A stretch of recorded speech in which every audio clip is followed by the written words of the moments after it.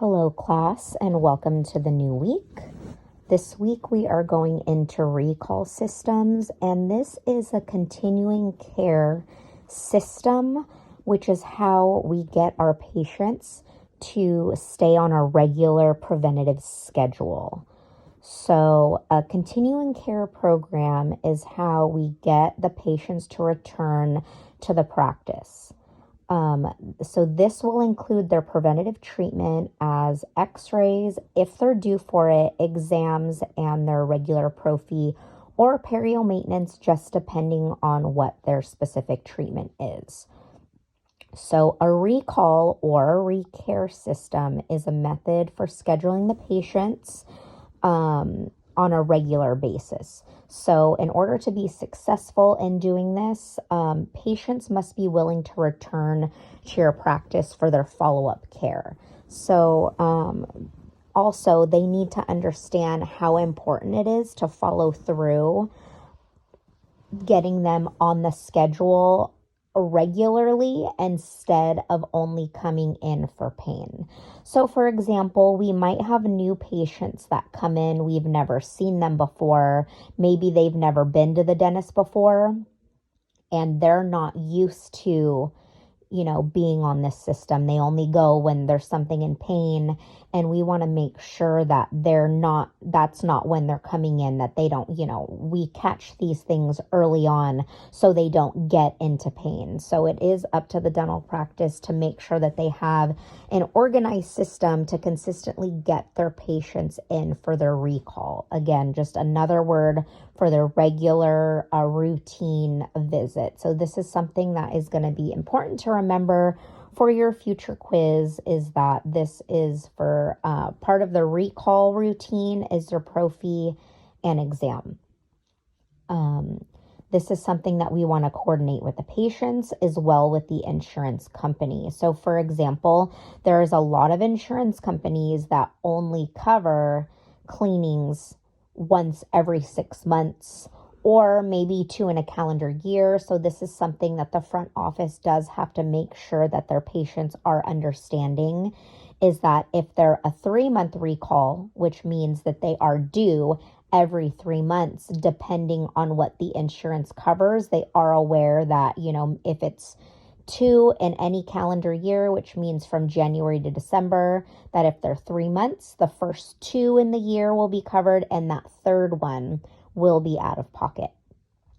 Or if they are a patient that theirs covers once every 6 months, that they know that the first one is covered, the middle one is not covered, and then the last one is. So it is kind of a lot of work to get this down, but once you have an organized system in place, then it's easy to follow through. So in our My Dentrix system that I practice with, I have little flag notes on each patient for the hygienist, because those are usually the ones that may be scheduling an appointment as well as the front office.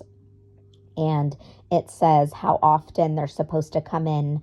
But once a patient is on a regular recall system, they're, you maybe been seeing them for 20 years. They usually get the gist of it once you tell them the first time. So you never want to lose contact with your patient. You want them pre-scheduling. So of course, a big benefit to the practice, but most importantly, we want to make sure that the patient understands that this is a benefit to them. If they stay on a recall system, they can maintain their good oral health. It will keep them free of disease, pain, discomfort, any big treatment in the future. There are some insurances that offer incentive plans to keep the recall system, in my experience. This is not all of them, but a lot of school districts that cover their employees do an incentive plan. So for an example, if you're a new employee for this plan, you just started, you just got your dental insurance, they start you at 70%. If you stick on your regular recall appointments, then the following year, they will bump you up to 80%. Year after that, 90%, year after 100%. However, If you don't go in as the patient, if you don't go in, you completely skip a year, they bump you all the way back down to 70%. So this is their incentive to keep you going in on your regular visits because you want to stay at that 100% once you've reached it. So that's called an incentive plan. And I do see that in not just school districts, but a lot of school districts keep them on that plan as an incentive to keep going to the dentist. So that's a good benefit for those patients. Um, this does help the patient spend less time in the dental chair in the dental office because if they're a new patient, maybe they have a lot going on. Once we get them stable to a regular place where their gums are healthy, their teeth are healthy, that means then it's going to reduce the time, we catch something early. It ends up being maybe like small, a little filling. If they waited to when that tooth felt pain, then it would have been much bigger treatment, a lot of extra cost for them, and, very, very, more uncomfortable things. So we want to make sure that they understand with following this plan, it's going to help them out with their teeth. It's going to keep them healthy. It's going to keep them as much as we can out of pain. And it's going to reduce costs for later for something that could have grown into something much larger. Now, of course, patients and their health and safety is our number one priority. But as I say before, being in a dental practice, it is a business. So the benefit to the dental practice is that it earns a steady flow of patients regularly scheduled. So if you see a patient now and they're not due for 6 months, then let's say February, March, April, May, June, July, August, you already have a full schedule between now and August because you're already scheduling those people that far out. So you'll always have a full schedule. It also forms a good partnership between the patient and the dental team. They get more familiar, they get more comfortable. Some vibe better with one, either doctor or hygienist or another, and it keeps them in a happier place, more comfortable being, in the dental office when they get to know you better. And it does have them, once they're comfortable there, it increases referrals because if they're comfortable, then they're going to have their friends and family come as well because we're keeping them healthy, we're keeping them happy, we're keeping them in a good place. And then it also keeps a good partnership between the dental office and the offices that you're referring to, because if we're catching these things earlier, then we're sending business to other offices like pedo, ortho, endo, things like that. We're keeping that partnership together with them because we're catching these things earlier. So there are different methods of recall system. One is called pre-scheduling. So that means that before the patient leaves the office, they already have their next appointment scheduled. So that's kind of what I'm talking about. If they're 6 months ahead of time, they're already scheduled out. If they're not 6 months, maybe they're a 4-month person, then they're scheduled out 4 months. And this is a highly successful way to keep the office full and busy, to make sure that they do not leave. And this is going to be something that you'll want to remember for a future quiz. Is pre-scheduling means you schedule their appointment before they leave.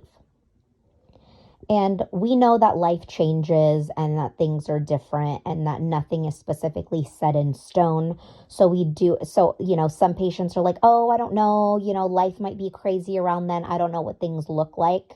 To get them to schedule, what I say is, we understand that, but, sometimes you're only available in the late afternoon or, we're all available at different times. Why don't we secure that appointment? And then we're going to send you a reminder when the time gets closer. And if you need to reschedule for a different time, we can definitely reschedule that at that time. But we want to make sure that we keep you on this schedule. So it's safest, for you to already have an appointment as a reminder. And 9 times out of 10, they will schedule that appointment. People like that better. That way they don't have to think about it. It's not something that they have to remember to call, because then life gets busy and all of a sudden 3 years pass by and they haven't had an appointment and maybe they have a lot more going on. So this is a very successful way to schedule your appointment. Like I said, it fills the schedule. A lot of times we do have patients, they like as many reminders as they can possibly get. So when we make appointments, when we make postcards to send out when that time gets closer, we make sure that the patient fills it out with their own handwriting. And the reason why we do that is because sometimes we get a lot of spam mail and it's like, oh, what's this postcard? I don't know, like, and throw it away. But if it's handwritten in the patient's own handwriting, they will recognize it and are prone to look at it because they're like, wait a second, that looks like my writing. What is this? And we want to make sure we enter the date and the time of their appointment. That way they know when the time gets closer. So those usually are mailed out 2 to 4 weeks before their appointment. That way, in case they do need to make any changes, they can give us a call and we can reschedule that if that no longer fits with their schedule. So if you go to slide number 8, this shows an example of what a recall card would look like. They fill it out, they, sign in date and put their own address in. So this first one on slide 8 shows if the patient is not going to schedule their appointment, they're just not reluctant to. We never argue with our patients. If they don't want to do it, that's completely their choice. And we just say, okay, well, we're going to send you a reminder when the time gets closer. You're going to be due in April. You'll get it a couple weeks in advance. That way it gives you the opportunity to come in and give us a call and schedule a time when you're actually due.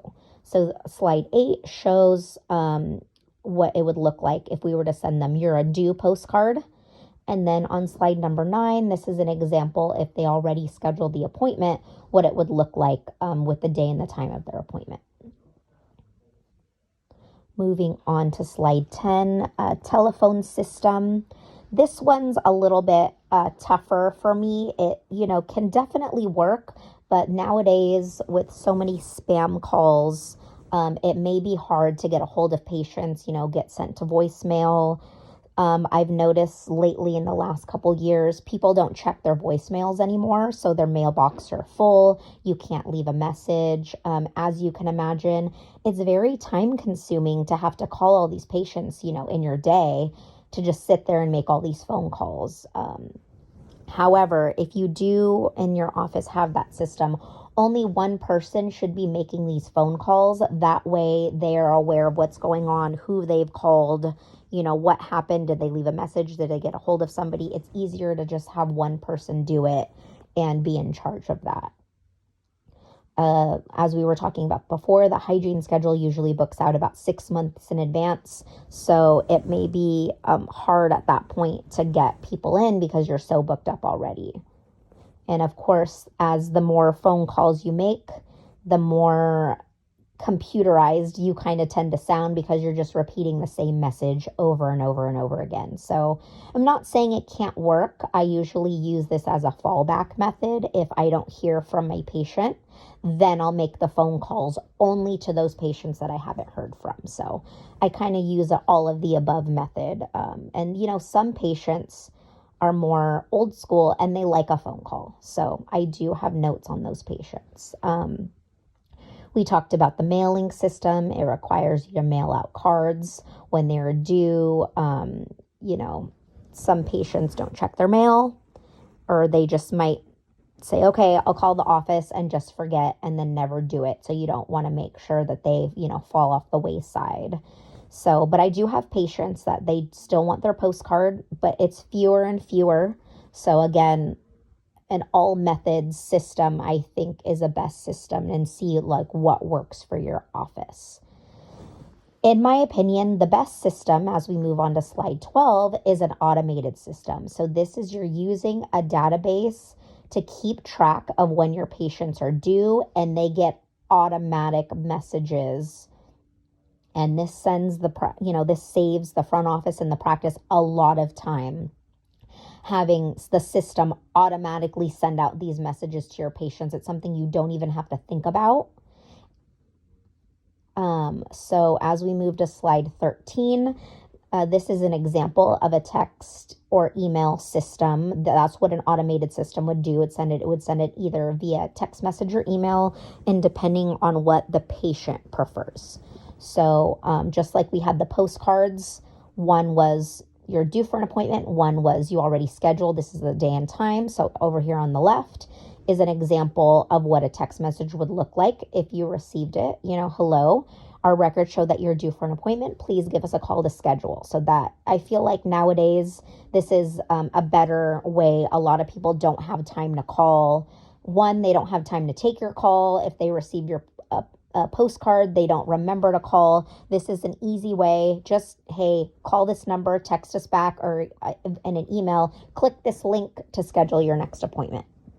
The next one, if you've already scheduled the appointment, hey, save the, as soon as they leave the office, they're getting a save the date message. Your appointment's on this date. And then when the time gets closer, they get a very similar message saying, hey, just a reminder, you're due for your next appointment. So as you can see, this is the automated system, a lot easier, a lot better way. That way it doesn't actually take any time at all from the practice. So this is my first system.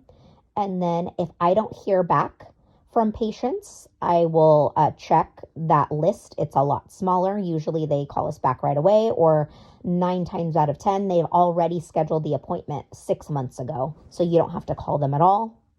But if not, they're going to get a text message. If they have not replied to my text message, then I will call them if I can't get a hold of them and leave a message. And then I have my few patients that still receive their postcards at that time. So as you can see, using all the methods work. But automated system, quicker, easier. I hope everything was pretty straightforward here. It's the bread and butter of a practice, and it's what keeps everybody coming in, getting checked. When you do regular exams, you do catch things earlier and sooner. So it keeps the doctors busy as well. And this is pretty much, like I said, the bones of the practice of getting everybody in and continuing on. And it does benefit the patient. So I hope you have a great rest of your week. And please let me know if you have any questions.